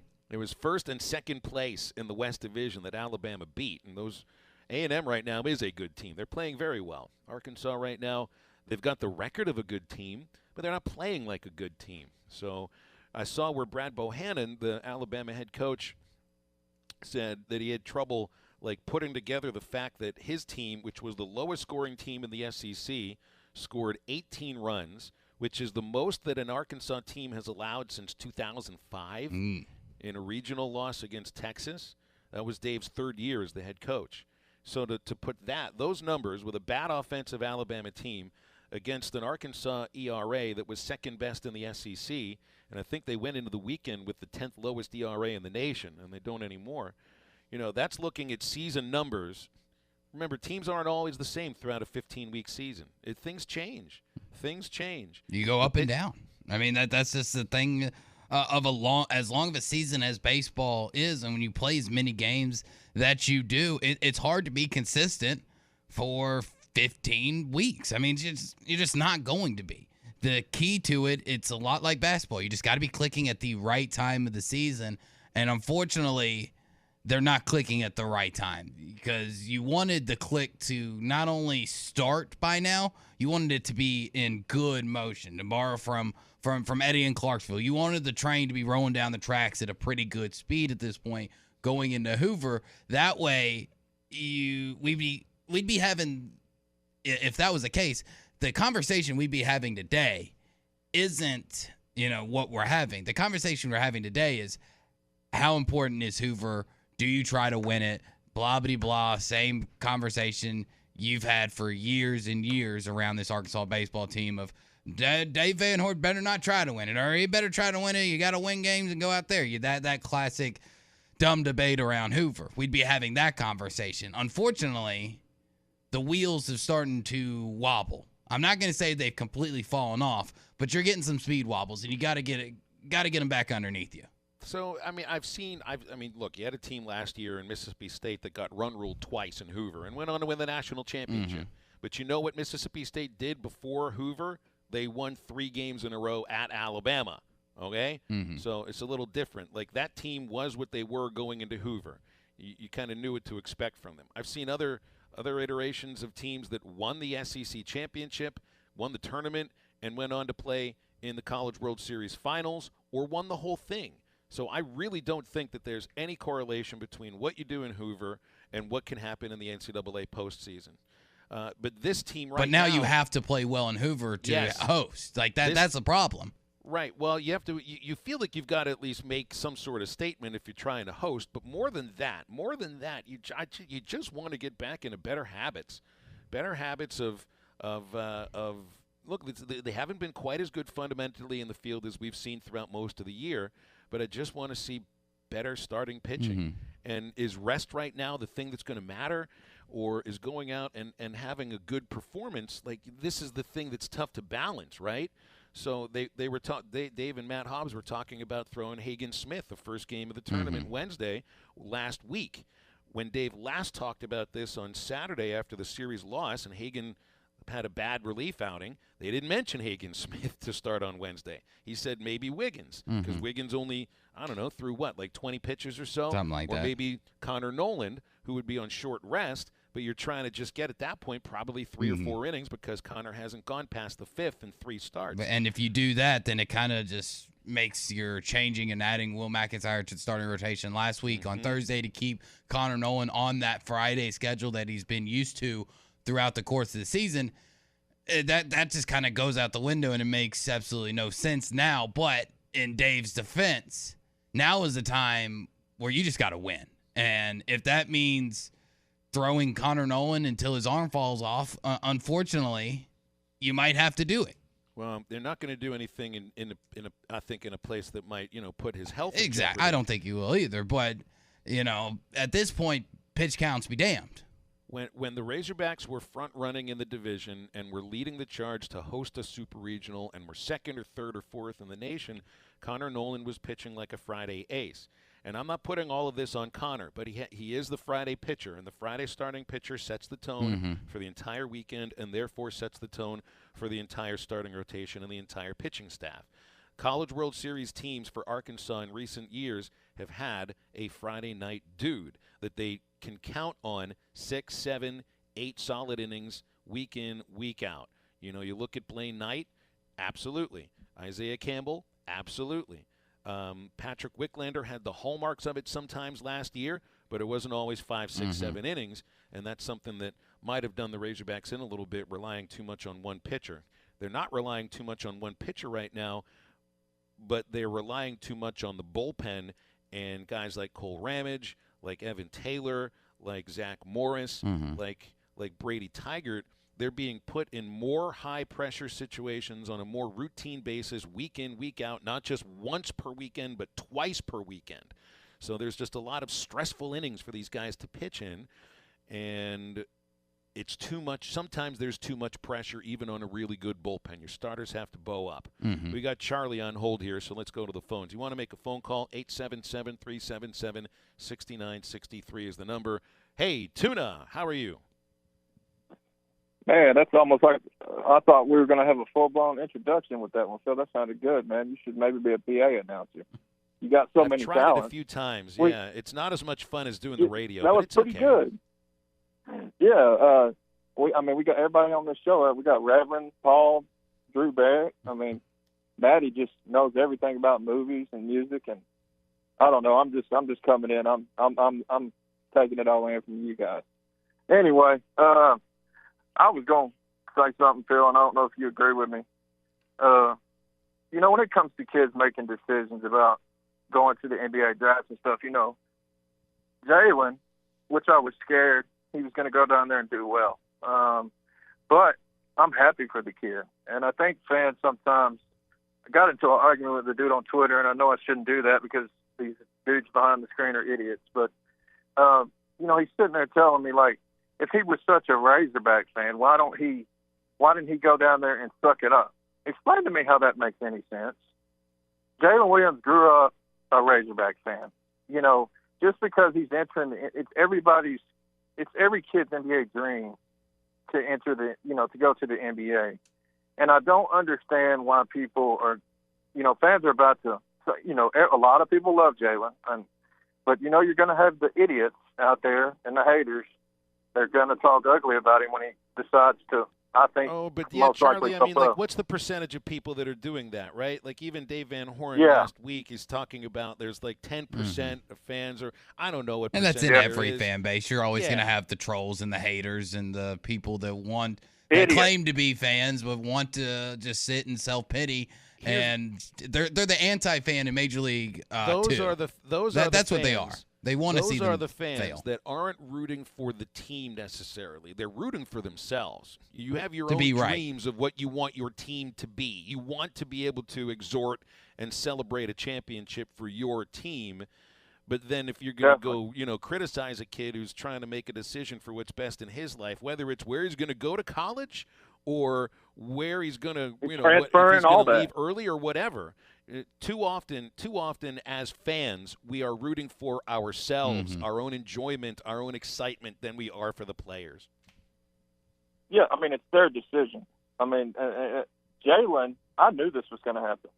I knew he was going to go down there and do well and rub off on all those scouts well. I've read up on some of that. So he's also had some good performances. So anyway, I just knew it. I knew it, and I'm happy for him. Good luck to him. This baseball team, Phil. Oof. I think I jinxed them more than you did because as soon as I said a few weeks ago that this team's going to win the championship, they just kind of they're just not playing the same baseball that they were at the beginning of the SEC conference Charlie, play. Let me tell you why I think you were feeling the way you were feeling when you said it. And I don't blame you for it either because we've had this track record for years of improvement as the season goes along.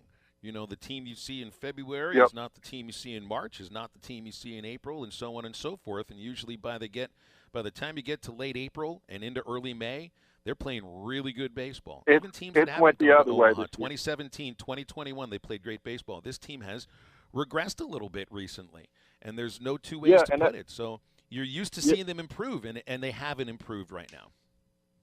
Yeah, and I think Drew was making good points this morning on the Morning Rush, about and Ty too, they're swinging for the fences. Well, here's the deal. Earlier in the year, we talked about it. They were controlling these games, so they didn't feel like they had to swing for the fences. Their pitching was better early. The starting pitching the past few weekends is obvious. The strength of this team has not been the strength of this team the past few weekends. And we're not a team that's going to score, high runs every game. We're just not built that way. And so the strength of our team, including and the relief, bullpen had a bad day the other day, but I'm not going to call them out and be like, oh, they suck now. They hadn't been as good, but there's just been this because they've had to cover more innings. There's more pressure on them. Absolutely. Absolutely. They're good relievers. More pitches than they were. They don't. Yeah. I'm sorry, guys. Before I go, I'll just say that, and I appreciate you guys letting me on here, but I'll just say that I'm not going to throw no towel in. I'm not giving up on this team. And I know a lot of fans are, and that's fine. But, and it doesn't look good right now. But, hey, it's a tournament. So we'll see what happens. It ain't over yet, and I think they should play the guys, but who am I to make the call? I think just for confidence, and things of that nature. But I'm not the coach. But I would play them just for the simple fact that they have been slumping a bit as a team. So, but that's DVH and the stats call. I'm not. Hey, it's his team. I hope we can figure it out here down the stretch. I'm not giving up on them, though. I'm not that type of fan. Anyways, guys, Charlie, I appreciate it. the phone call, man. It's good to hear from you. Really good to hear from you. All right, I'm going to put it is on starting pitching. I really do think that. Like, they've been swinging for the fences since day one. I don't think anything's changed. They just were winning more games earlier because starting pitching was better. In Arkansas's first 37 games, the starting rotation had a 21-3 record and was pitching really well. In the last 17 games, the starting rotation is 1-7 with an ERA of 6.43, and in those 17 games, Arkansas's record is 8-9. Before this 17-game stretch, their record was 30-7. It's all starting pitching, first and last. That's what is bringing this team down right now. Can it get better? I don't know. I don't know, Phil. That was too logical an answer. I think Jamie May has it right on the hit the nail on the head. See, I do actually know how to speak. It was the raccoon. It was the coon. Okay. It was the raccoon. It's always the raccoon. That's what happened. It's always something else. It's nothing that ever happened actually on the field. It's something that happened in the stands. Phil, come on. We know that it's superstition. It's a broadcaster's jinx. It has nothing to do with what happens between the chalked lines on a baseball field. It's what happens outside, and forces that normally shouldn't control the outcome, those are the ones that actually do. We all know this. If you got any other reasons you think the baseball team's struggling a little bit, I'm open for debate, and I'm open for your ideas. Have you been eating your Uncrustables? 7-69-63. I need you to tell Connor Nolan before his next start to put his socks on, take them off, and then switch, because I think that he's putting his right sock on his left foot. Inside out, upside down, two different colors? Maybe yeah, that's something like that. Go. All right, we need something to get the voodoo that's off them, onto somebody else. And we'll come right back after this.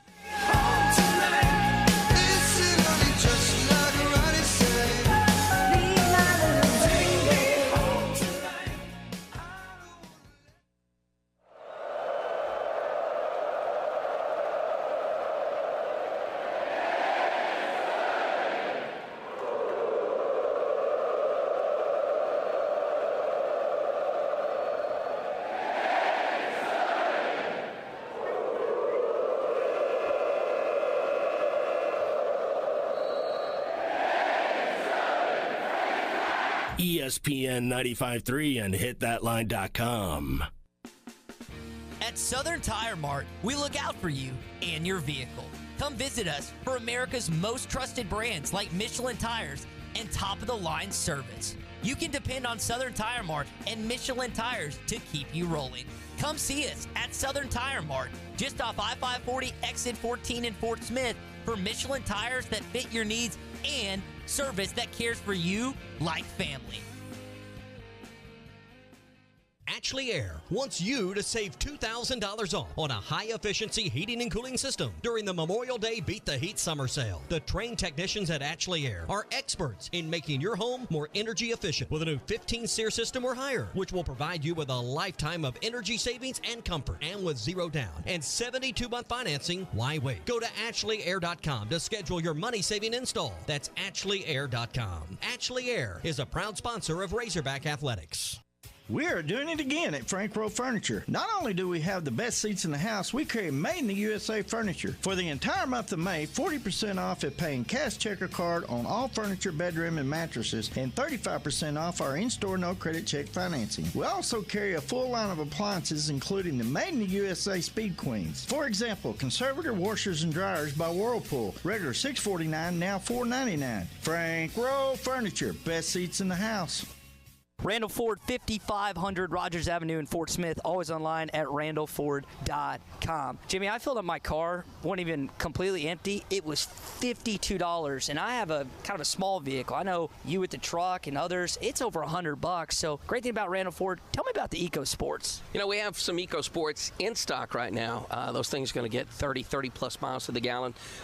You know, one of the things about them is they're sporty, they're fun to drive, got a little pep in the step, and they're going to save you money. Pass by a lot of fueling stations, a lot of convenience stores, you know, that you're not going to be stopping at, that you and I are both stopping at. So if they want to come by and test drive one of those today, we have some great vehicles to look at, and we're going to save you some money and treat you right the first time. And it's good for families. So you don't have to be driving around in a minivan or anything, Jimmy. You can be in a sleek-looking EcoSport. Come on by and see Jimmy today. Randall Ford, 5500 Rogers Avenue in Fort Smith. Always online at randallford.com. Wheels RV wants you to seek out all the natural state has to offer this year. Explore Arkansas in a new RV from Grand Design, Forest River, KZ, Heartland, Keystone, or Alliance. All the best brands at the best prices. Enjoy peace of mind with our lifetime warranty on every new RV and a mobile service shuttle to keep you camping. So come on in and discover why Wheels was voted the best RV dealership in Northwest Arkansas. Wheels RV, 5 miles west of exit 72 off of I-49 in Springdale. Seek, explore, discover with Wheels RV. Building a home can be stressful. This is true whether you're the homeowner or the contractor. Many times these issues result in a lawsuit. If you are a homeowner or a contractor and find yourself needing legal help, call the attorneys at Kevin Hickey Law Partner. With experience representing homeowners as well as non-payment or other issues that could arise during construction. Contact Brad Hull or Kevin Hickey at 479-434-2414 in the River Valley or 479-802-6560 in Northwest Arkansas. Or check them out on the web at artriallawyers.com. Your home for every Razorback football, basketball, and baseball game. ESPN 95.3.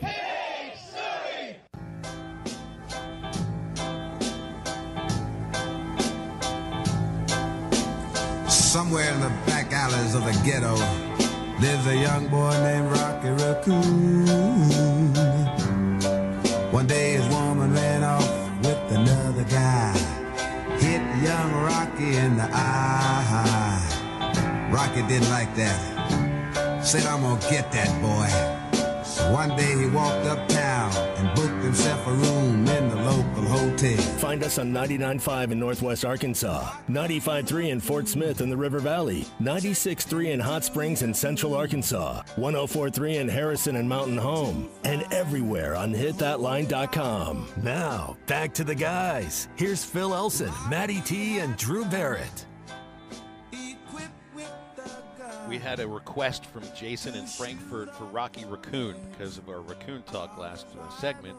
Now, we can't play the version by the Beatles because that'll earn us getting booted off YouTube at the drop of a hat. So who is this that's performing this So one? I started looking for cover versions, and this is The Moments from 1970. So I'd never heard this before, but we thought we'd give it a shot. Hopefully this isn't as well known as the Beatles I've version. never heard of The Moment, so I don't know if they've got the pull at YouTube to get us So if you're taken still out. watching this on YouTube right now, this is why we're playing this version. We're all about the jinxes or the good luck charms or whatever. I had no clue that there was a squirrel that the softball team is. Do you not see it on top of their head? Crossed around. At least Sunday? I saw a ton of things on their heads. I saw them putting cups of Powerade on their heads. Yeah. While fans put their phones on their heads with photos of beer on them if they didn't have the beer hats. I don't know if I saw a squirrel or not. I didn't have a the squirrel. sound up. I didn't have the sound up because I was at a restaurant in Hoover watching the game yesterday with the sound down on my phone, so I'm just watching it. I don't know if the announcers were talking about squirrels or not. I love squirrels, though. My neighborhood in Pittsburgh is Squirrel Hill. I'm all about them. Big squirrel guy, aren't you? Yeah. You ever eaten a squirrel? No, I would not eat something that my neighborhood was named for. I mean, it was named hamburger. Maybe I would. I don't know. About to say, I've had squirrel before. I've It's always not heard bad. it's similar to like skinning a rat. It looks like a rat Ugh. when you actually do skin it, and it's not terrible. I mean, it's decent in a stew. Can you make gloves out of the fur? Maybe. Let's not waste. Might need anything, a few different squirrels to get a pair of gloves, but if I was creative and had the patience enough, I probably could. Davy Crockett didn't use squirrels to make his hats. He used raccoons. He did. He did. The real thing. And Skyler, maybe he's blaming it on me. I haven't had an Uncrustable in a while. I got tired of those things, what it is. man. You know, so we had a couple this weekend. I did grab some. I had peanut M&Ms for the first time in, like, months. They were part of the snacks that were handed to me at the hotel. I thought maybe I need to bring the peanut M&Ms back. Maybe. That's the thing. You've got to do something. It's your fault. The other thing, too, is I don't even know if we're playing at home again. So I don't know. You know, there's still peanut M&Ms at Baum. I don't know if there are in all the other places, even though there should be. Let's see. We got JR on hold here. If you want to give us a call or a text, 877-377-6963. JR, what superstition do we need to get baseball turned around? Or is this about something else? Well, I don't really – I'm not into the superstition thing. But good, me neither. I really think that you know, I think back to about 3 or 4 years ago, they were playing a series in Florida. I think Florida come out and beat us the first game. It's like 15-1. Do you guys remember that series? Last year, they lost to Alabama last year, 16-1 in the first game of the SEC season, and then won the next two. Okay, so I think what would be good for these guys. I mean, every team smells blood in the water right now with Arkansas. I mean, we went from a conversation a couple months ago to saying, you know, thinking that, okay, if they ever get everything together with their pitching, their hitting, they're going to be unstoppable. And now, you know, we're at this point now where I would say that the tires are coming off. I think what really needs to happen is that, you know, just like basketball, you know, you got to do a gut check and see where you're at. If you want to play, you know, past your season to see, you know, to prove that you're, you know, wanting to do it. That's the bottom line is, are you wanting to extend your season any further? And I think that everyone's got to do that. Not just the bullpen. I mean, the hitters too. You know, we need to get back to basics, small ball, and quit trying to kill it when we get up there and get runners on base. That would be one of the biggest things that they need to work on, because nothing gets, you know, your momentum going like base runners and being able to get some base hits and get guys on. That helps everybody. You know, and I understand the long ball is there, and it's good to have it, and it's bailed us out a lot this year. But I think if they would try to focus on just trying to, you know, get the ball in play, I think that would help them out tremendously. So, anyway, enjoy listening, guys. Thank you, JR. Appreciate it. Thank you. I think there's too much focus on criticism of the lineup and not enough on starting pitching. If you think that it looked like Arkansas, and I don't think they gave up on Saturday, but if you think it looked like that, I'll tell you the hallmark of a team that looks like they give up. It's because they don't trust the pitcher that is on the mound. That's where a team starts and ends with. You can have a bad starting rotation, and you got to score like 11 or 12 runs a game to keep winning. It's impossible to generate momentum when you're down, you know, like 3-1 in the third inning, or 5-0 in the fifth inning. And it hasn't been a routine basis, but it has been 2-3 weeks in a row now where there's been a game or two where that's been the case. And that's just what makes a team shaky. And they've been able to come from behind a couple of times against Vanderbilt, against A&M in one of those. But those things are tough to do on a routine basis. It really does. For me, and we can criticize about the offensive approach and do they try to hit home runs and get underneath the ball sometimes too much? Yes, they do. But offensively, they've been a little bit better in the last 3 weeks than before that. What's the difference now? First and foremost, starting pitching. That's the problem. I mean, it does start there. I mean, once pitching starts to go, everything else does. So you got to have good innings from your starters to get in your bullpen. And like you've talked about before this hour, you don't want to tax these relievers. They're good guys. They're good setup guys. They're good, you know, doing their job.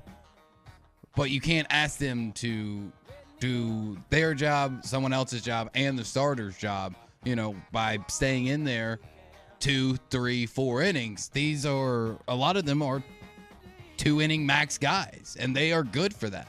You need the good starting pitching so that you can set your bullpen up the right way to be used in the right fashion and the way that it fits everybody's strength. And like we said before, you know, as soon as you lose faith in the guy on the mound, you, as one of the 7 guys behind him or the guy behind the plate, you try to do too much. That creates errors, and you go up to the plate trying to do too much, and that just creates outs. Sometimes it's a feeling. Mm-hmm. It's a feeling of confidence in the guy that's leading you in that moment, and the pitcher is always the one leading you. I'm not sure if they have a lot of confidence in the guy that's leading them right now. Pitcher is the one I'm talking about, just the pitcher on the mound. We'll step aside for a break, talking with TV's Tom Hart next on Halftime.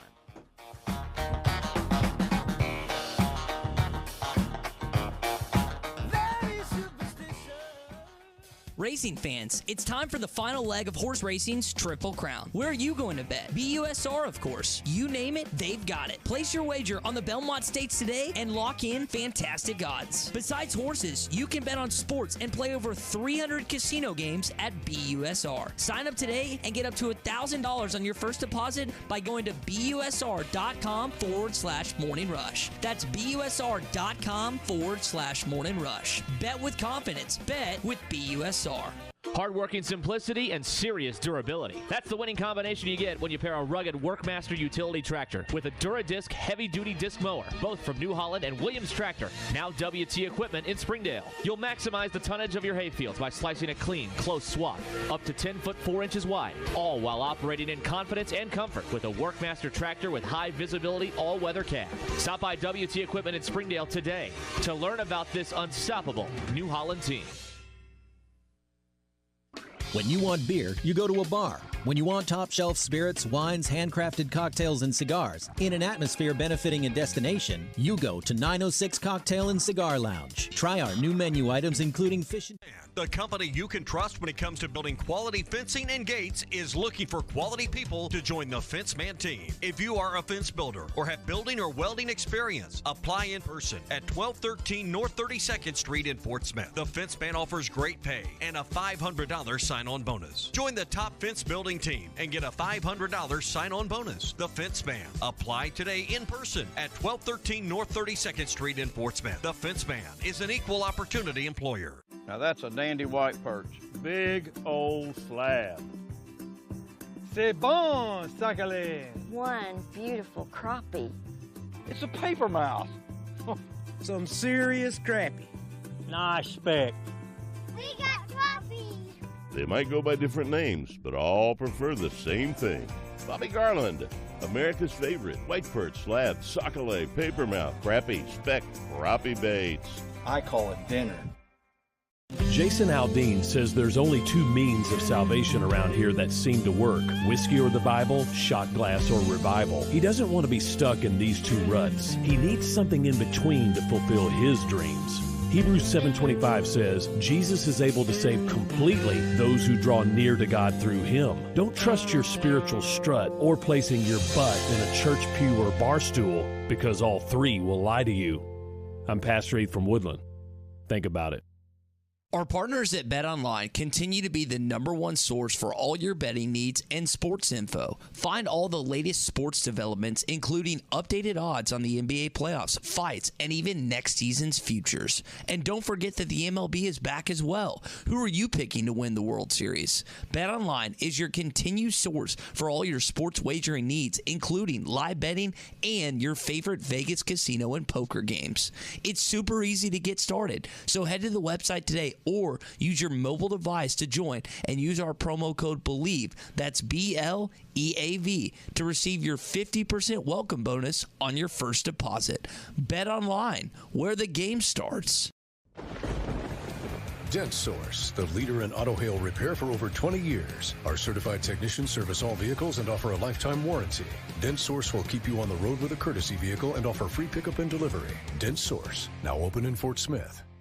The Fence Man, the company you can trust when it comes to building quality fencing and gates, is looking for quality people to join the Fence Man team. If you are a fence builder or have building or welding experience, apply in person at 1213 North 32nd Street in Fort Smith. The Fence Man offers great pay and a $500 sign-on bonus. Join the top fence building team and get a $500 sign-on bonus. The Fence Man. Apply today in person at 1213 North 32nd Street in Fort Smith. The Fence Man is an equal opportunity employer. Now that's a dandy white perch. Big old slab. C'est bon, sacalé. Out a dirty old window, down below the cars in the city go rushing by. I sit here alone and I wonder why.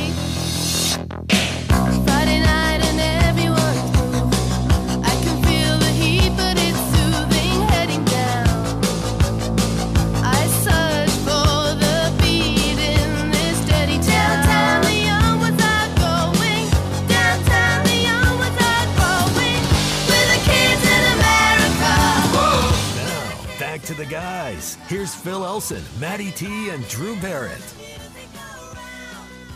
ESPN's Tom Hart joining us here on Halftime. He is in Hoover, too. Got the SEC tournament starting tomorrow at 9:30 in the morning with Alabama and Georgia. Hogs will get the winner of that game. And we're just hoping that the weather holds out. It looks like it actually might tomorrow and maybe Wednesday. Tom, how you doing? How's Hoover treating you so far? I have yet to arrive, so I'm currently battling the thunderstorms that remain between Hoover and Atlanta. I have not packed much. I have packed my patience and a poncho, and I imagine I'm going to need both of them, especially early in the week. Tom, you don't do road laundry, do you? I'm on a 13 potentially if Arkansas goes to the end, which right now would be, I don't know how many people think they make it to Sunday here in Hoover. I've done road laundry in Hoover and in Omaha. I'm wondering if you've ever had to do road laundry and if maybe you're thinking you might this week. No, well, I don't want to say never. I've been in scenarios where back-to-back trips have put me in a scenario where I've had to do that. But Phil, from your perspective, as menial a task as laundry is, road laundry has to be the best kind of laundry because that means the team's still playing. Absolutely.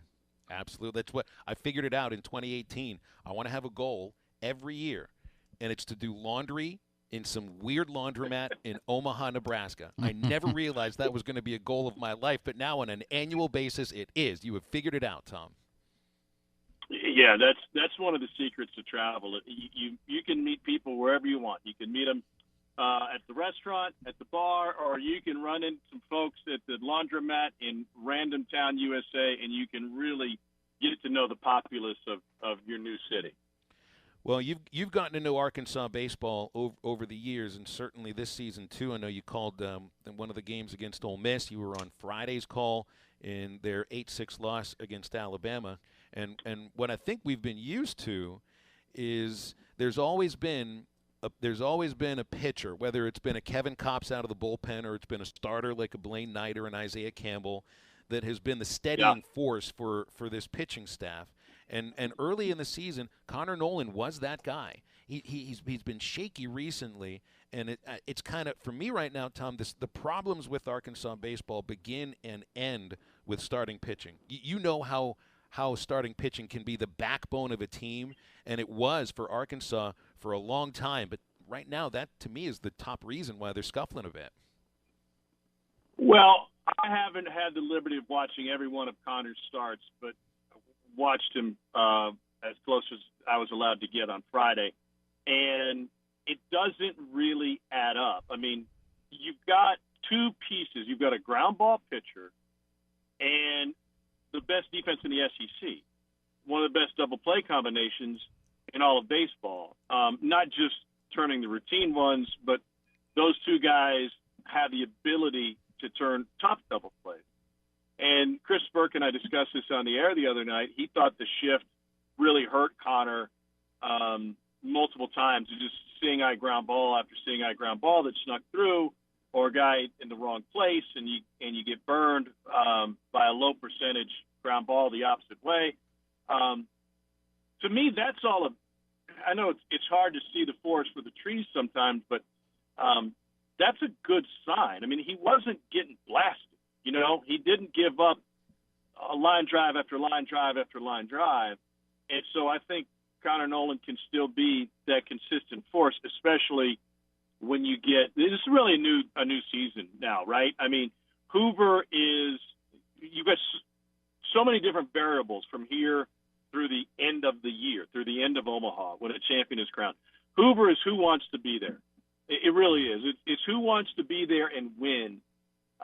I think Tennessee, as a regular season champion, is one that wants to win it. So I think they're going to be formidable. I don't know that for a fact, but that's my gut, the way they've played under Tony Vitello. The next round, once you get a chance to go into a regional and a super, most often the supers against an opponent hasn't faced you, all of your stuff's brand new. All the scouting reports are brand new. And I really think that's been an advantage for SEC pitchers in the past because this is such a tough league, and especially this year, the hitting is so far in front of the pitching because of the age and experience of so many of these college hitters that I don't want to say things get easier in the postseason, but I think from a pitching perspective, sometimes they do. You make a really good point, and also just the idea that this tournament here in Hoover is a collection of amazing talent, but it's also a matter of, just like you said, like who wants to be here, and you can never like put results in Hoover on anything that happens in the NCAA postseason. I mean, Mississippi State got run ruled twice last year. They go to win the whole thing. Arkansas wins their first SEC tournament, lose in a super regional. You know, we've seen LSU win this SEC tournament, lose in the College World Series finals. Vanderbilt, I think, one year got to the final game. They won the whole thing. You never quite know how Hoover fits into the landscape of the NCAA tournament. But I think for Arkansas, Tom, they've got something to play for. You know, they have not guaranteed a home regional, and they need to like get back to some of the things that they've done that they usually were doing well, which was pitch well, field well, and win close games. So I think this week means something for Arkansas. Well, that's the second part, which makes this year's SEC tournament and the postseason as a whole, I'm looking towards the ACC specifically, way more weighty than it's ever been. Like, one of the reasons we say who wants to be here is because teams show up with either it's one of three things. It's either everything to gain, or it's nothing to lose and nothing to gain. You know, if you're Tennessee, you're not going to improve on the number one national seed. That's yours. And so that motivation always comes into question. Okay, so what does that mean this year? Well, this year, everything is wide open. I mean, I think we've got maybe 4 national seeds confidently, even though Oregon State didn't have a good weekend, but it's Tennessee and Oregon State and Virginia Tech. And then a whole lot of other teams playing for those national seeds, including Texas A&M, a lot to play for this weekend, and others trying to solidify their spot as a host, including LSU. But Vanderbilt probably too little, too late, unless they win the whole thing. But I'll let the math geeks figure that part out. So yes, Arkansas has a lot to gain, and for one of the few times you can say this, that there's a good chunk of the field that has a lot on the line this week in Hoover, and that makes, it's fun when the games matter, as opposed to the ACC tournament, which does this weird pod system, and everybody can go 1-1, and then you find yourself playing meaningless games on the back end of their tournament. I think is in Charlotte this year. This is a true bracket where games matter, and there's a championship to be won, and it's won on the field instead of by rankings coming in. Mm-hmm. And with this weekend, and it feels like everything, like you said, there is so much to play for. And throughout the last few weeks, and it's been a big topic of conversation, not just around Arkansas, but around Ole Miss, A&M for canceling games due to RPI. How important do you think RPI really is, and should there be a different metric that the committee goes off of? Because a system that you could win a game and drop in ranking doesn't make any sense. I'm going to share something with you guys. It is my impression. There's no way to prove this is a fact, but my impression is the college baseball committee, and I'm not familiar enough with how the softball committee works, but I'm familiar with the basketball committee, and I'm familiar with how the CFP committee works. The baseball committee watches a lower percent of their sport than any other NCAA committee, and they just don't have a feel for how to gauge different leagues, talent, injuries, coaches, history, and the turnover is more than most of the other sports. If I'm not mistaken, the basketball committee rotating 3-year cycle. Am I Phil? Do you know? Am I right on that? That I'm not sure of. I'm not sure need to either. check on that, Tom. I think basketball, and I know the CFP committee is a rotating cycle. So you're not just on 1 year and a brand new committee the next year. Obviously, there's a lot on the line, tens of millions of dollars for the conferences, not hundreds, with the CFP. I think college baseball would be better off with committees that were more consistent, and whether that's a 2, 3, 4-year assignment, rotating new faces through and having some holdovers. Because what happens is I can't answer the RPI question, because what mattered last year doesn't necessarily matter this year. There is no track record because it's a brand new committee. And what they did 2 years ago, 3 years ago, 4 years ago may be used as a suggestion for the folks that are in the room now, but it's hardly used as gospel. And I think that's the frustration of the coaches. You know, basketball coaches figured out this RPI thing years ago, and conferences figured it out too. And they immediately began scheduling for it to make their conference better once it came to Selection Sunday. And baseball, that's hard to do for a variety of reasons, mainly because the RPI better numbers are geographically situated, but there's very little consistency year to year. Tom, it's a 5-year term that those on the basketball committee serve. I just went and looked that up. I think you make a really valid point, man, about watching the games, and it's just got to be impossible for the committee to watch, so many games of the sport that has more games than any other sport in college sports. There are 56 college baseball games. It's more than anybody else. So, yeah, I think they probably would go by the statistics and the RPI more so than basketball or football, because there's just a lot fewer games.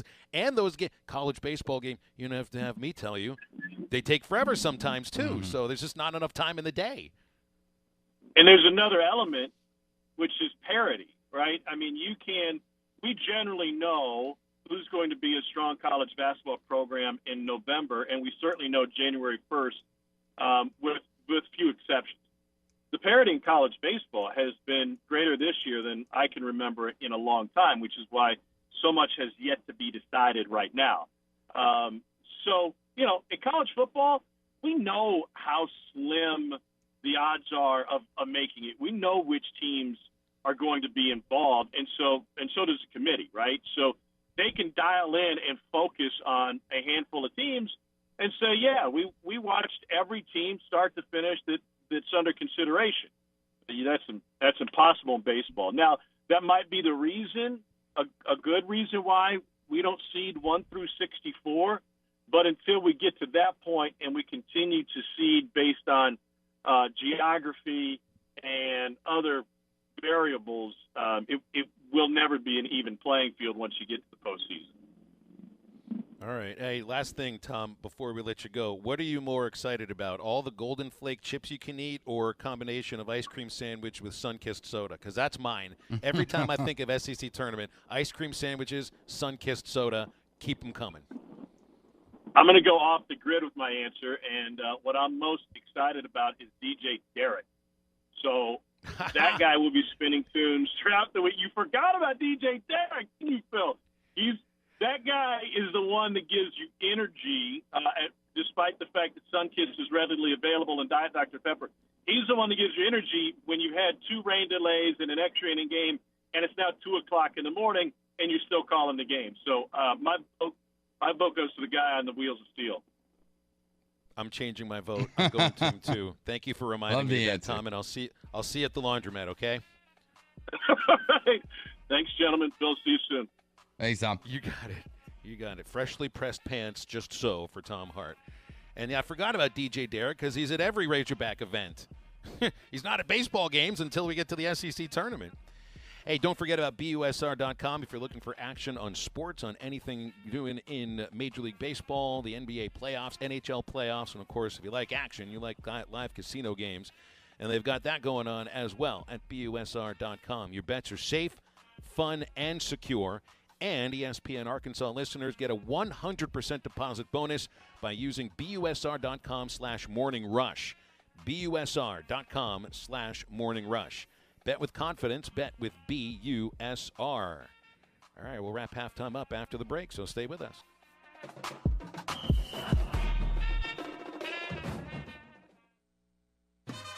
Everyone loves great Tex-Mex. The best Tex-Mex around is at Joe's Grill and Cantina. Tex-Mex brisket nachos, Mexican pizza, pork belly tacos, and the best fajitas in town. And when the Hogs are on TV, it's always half-price apps and taps. Your favorite drinks and the best Tex-Mex in town is at Joe's Grill and Cantina, 3400 South 74th Street, across from Hart's. With over 40 years combined experience, the team at the law offices of Craig L. Cook understand the definition of work, real work, working for you. Whether you've been injured in an auto accident, on the job, a victim of nursing home negligence, or need help navigating bankruptcy, Social Security, wills, trusts, estates, or family law issues, Craig Cook will go to work for you. Call us today, 479-783-8000. The law offices of Craig L. Cook, with locations in Arkansas and Oklahoma. We work for working people. Invest in your family this summer with Burton Pools and Spas during the annual Doughboy Pools Super Sales Event. It's going on right now. Hi, Tommy Kraft here for Burton Pools and Spas. It's not too late to enjoy swimming in your backyard with your family this summer, and a Doughboy above-ground pool is the way to go. Listen to these savings. Get up to $2,000 off on Doughboy semi-in-ground pools, up to $1,200 off on Doughboy above-ground pools. And when you buy a Doughboy pool right now, get 4 free passes to Parrot Island Water Park with any pool purchase to enjoy while your pool is being installed. Hurry, supplies are limited on the passes. It's not too late to swim this summer. All of this is going on right now during the annual Doughboy Pools Super Sales Event. Burton Pools and Spas in Springdale and in Fort Smith, and always online at burtonpools.com. Burton Pools and Spas, where you can get your feet wet without getting in over your head. Summer's just around the corner, and it is time for Breeden RV's trade-up event. Trade in your old RV and get up to $5,000 over NADA trade-in value and start camping in a brand new travel trailer, fifth wheel, or motorhome. Don't have a trade-in? That's okay. You will still save thousands of dollars off MSRP on every new RV in stock. Breeden RV also has a great selection of pre-owned trailers, and our parts and service department open 6 days a week to take care of you after the sale. Check us out on Alma Highway in Van Buren or BreedenRVs.com. Breeden RV would like to recognize all the sacrifices by our military men and women. Have a safe and happy Memorial Day. Congratulations, you're having a little girl. At that moment, everything changed. Our hopes and dreams for ourselves were instantly replaced by our hopes and dreams for her. We got life insurance policies from Shelter Insurance, so that regardless of what life throws at us, we'll still be able to provide the world to her. Shelter Life Insurance Company, Columbia, Missouri. Ask Shelter agents Brandon Zimmerman or Chris Dooley about a free insurance review. Hi, this is Melissa with True Grit Running Company. Each day we see familiar faces who have supported us from the beginning because they see the benefits of an active lifestyle. We're also always meeting new customers who are taking their first steps towards making running or walking a part of daily life. We have the opportunity to share in their successes and help them achieve their goals. The people of Fort Smith and the River Valley are why we believe we were voted one of the best running stores in America. Visit us and see how we can help you. True Grit Running Company, 6808 Rogers Avenue, Suite B, behind Chick-fil-A. Elite Roofing is a locally owned roofing contractor. If you're building a new home or maybe need a new roof on your existing home, Elite Roofing can take care of you. Elite Roofing is known for their dependability and reliability. Just ask any of their satisfied customers. They are licensed and insured, and references are available upon request. If you need a roof, call your local roofing contractors. Elite Roofing, 478-8668. That's 478-8668. Elite Roofing, 478-8668. Your home for every Razorback football, basketball, and baseball game. ESPN 95.3.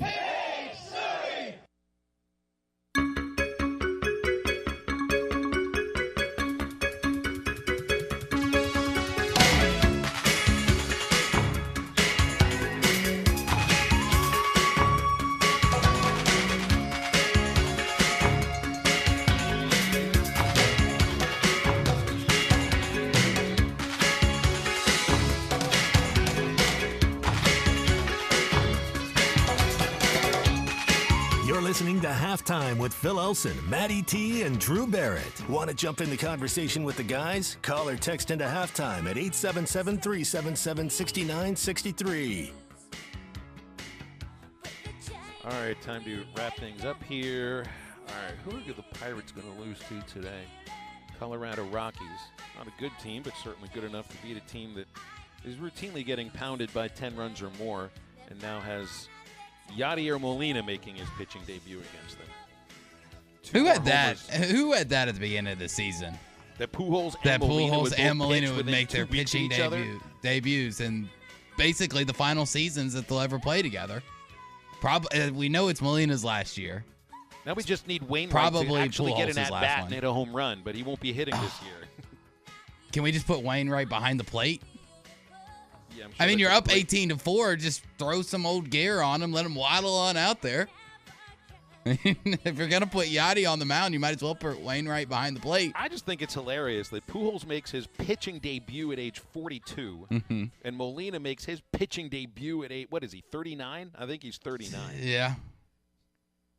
Gosh, I mean, you Cardinals fans, just be so thankful that you were able to play the Pirates after losing 3 out of 4 to the Mets, because they did their Dr. Pirates routine.